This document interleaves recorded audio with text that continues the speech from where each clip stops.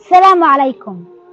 صحيح انقطع الاتصال عن غزة، انقطع الاتصال عن الإسعاف والدفاع المدني، انقطع الاتصال عن العالم، ولكن ما انقطع الاتصال عن رب العالمين.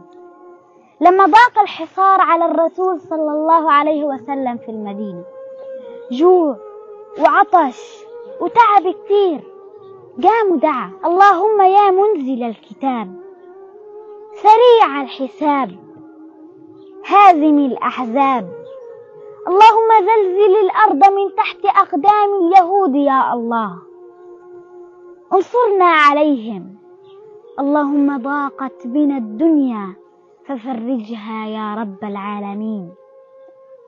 تعبنا كتير، توجعنا كتير، ولكن أملنا بالله عز وجل كبير. الله عز وجل مش حيضيعنا، والله لن يضيعنا الله.